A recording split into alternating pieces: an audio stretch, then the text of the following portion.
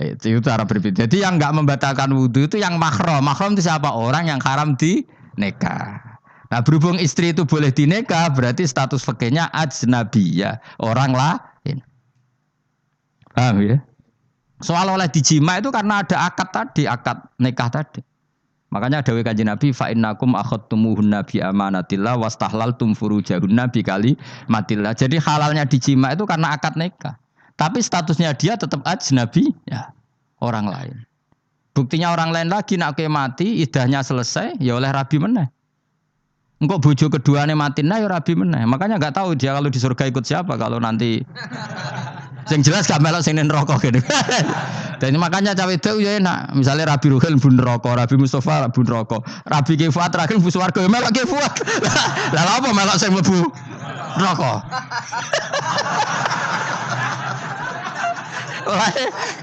Wong wedok iso oportune sapa? Takoki pangeran, ki bojone sapa? Sing nang swarga sinten Gusti? Lha kok Fuad nggih niku mawon. Demo itu ya ana enake kok karek milih kok siapa. Engko nek swargane beda kelas yo milih sing dhuwur. Ya dadi wong wedok ya ana enake. Nah, tapi kita sebagai wong alim iku nek ditakoki, Gus kalau saya haji gimana? Sebujum cekeli wae, pas tawaf iku intikal madzhab. Jadi kita ini unik.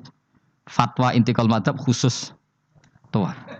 Ngono intikal khusus iku ya nama wong Indonesia ora. Makanya alhamdulillah kita ini ditugani wong alim-alim. Sampai intikal madzhab saja kita punya referensinya. Terus ada lagi madzhab Syafi'i yang agak ringan. Begini, aula mastumun nisa itu kan khitab pada subjek gitu. Saya ulang lagi ya. Ada yang mengatakan aula mastumun nisa khitab pada subjek, pada pelaku. Allah tidak membicarakan objek. Itu kan urutannya ayat kan gini, wahai orang-orang yang beriman jika kamu pelaku, ya jika kamu dari kamar mandi atau nguyuh ngising maka wudu kamu batal. Oke, berarti kamu pelaku kan? Pelaku nguyuh dan pelaku ngising. Atau kamu memegang perempuan. Allah kan hanya cerita kamu, maka yang batal ya pemegangnya bukan yang dipegang. Misalnya gini saya bilang kamu, "Ken kowe aja ngambung cawe wedok ayu." Ketika rugen ngambung sing dosa sing ngambung apa sing diambung? Sing ngambung. Di mana-mana pelaku itu yang kena hukum. Sing diambung kan gak dosa, musibah kan? Wong diambung rugen ku isin lho. Nah kan gak mungkin aku mending ngene. Misalnya saya jadi polisi Aceh, polisi syariat, kan gak bisa mentakzir perempuannya tadi. Ono wong ayu ning bis, rugen gak kuat terus diambung. Ini yang ditakzir, kan kamu polisi syariat, yang ditakzir yang ngambung apa yang diambung? Sing ngambung. Meskipun Rukin so berdalih, salah mayu. Jajal kue elek. Di mana-mana hukum itu hanya kena pelaku. Sehingga ada ulama yang berpendapat yang batal itu yang memegang, bukan yang dipegang. Sehingga dalam konteks kamu tawaf, kok disentuh perempuan, berarti yang menyentuh batal, kamu tidak. Atau kamu menyentuh perempuan, kamunya batal yang disentuh.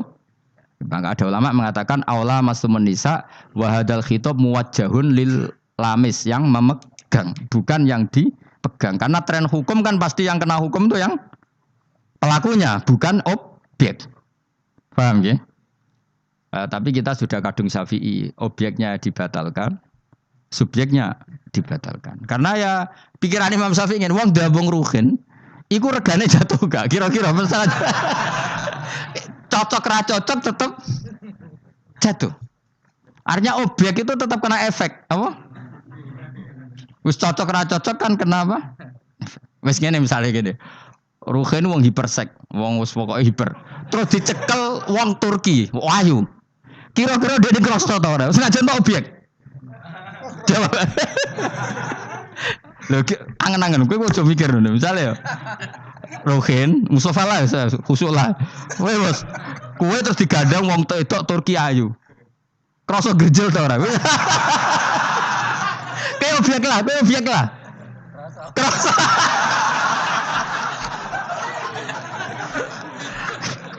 Maka karena tadi, makanya pikirnya Imam Syafi'i listiraqihima fil ladza. Meskipun objek pun kan ada rasanya. Oh, mesti udah setuju toh? Ngancen uteke do mesum. Ya oke coba yang ngelek kan. Misalnya terus kue diambung wong Pakistan wayu. Kroso gak? Oh elek selawat urip ya.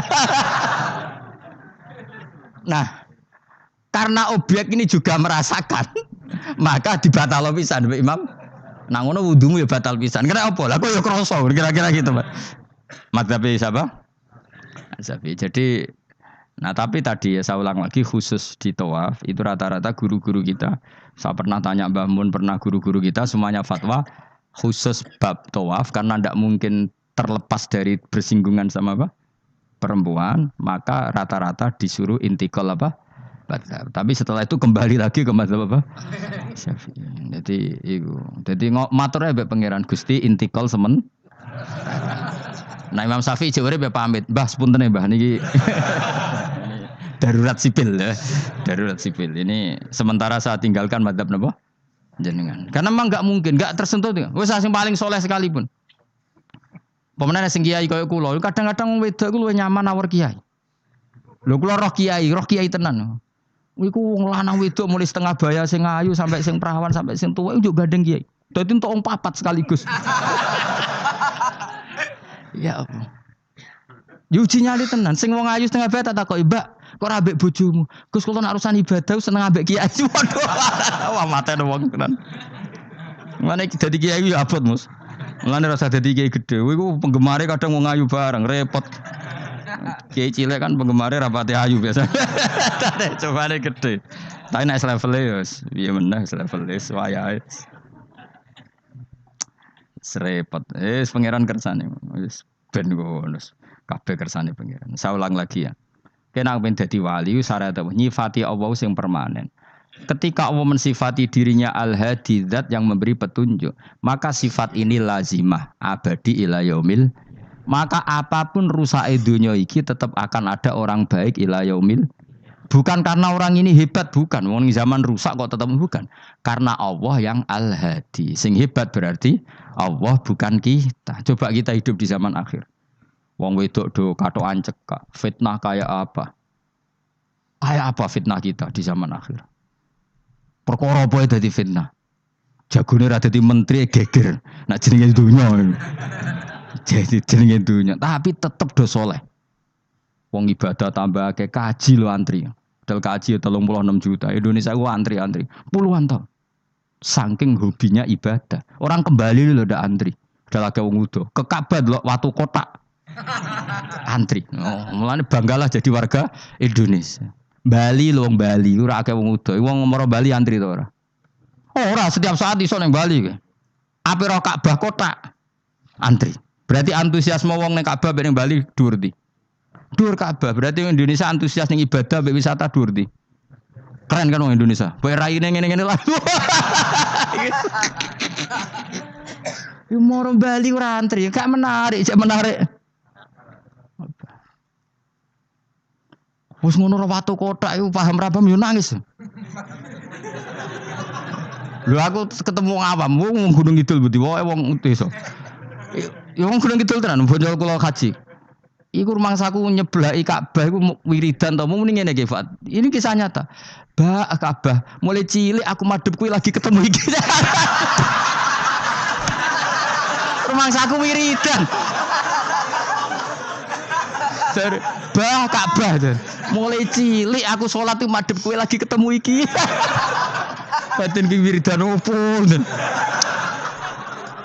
Iku mesti dikenang mbek Ka'bah. Jadi lagi ngalami mulane aku iku seneng mbek Gunung Kidul karena termasuk wiridan terbaik menurut saya.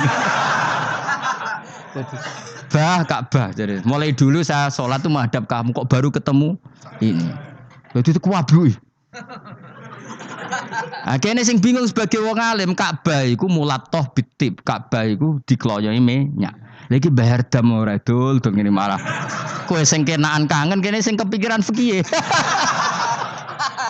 Mergo ora oleh kena minyak. Mulan dadi kiai wabot. Nah, aku sih beberapa Gusti khusus niki pokoknya bebas dong Gusti. Lah nak tak wajib bayar dam mesti kecewa kan? Mau kecewa yakin. Nyekel Ka'bah ora oleh iki ajaran apa malah repot ya. Semeneng ae. Pokoknya ngene iki Fat, atok ngerayu pangeran, yakin timbang ngerayu manusa atok ngerayu pangeran.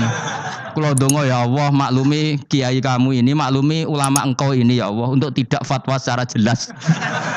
Karena saya hidup di zaman yang tidak jelas.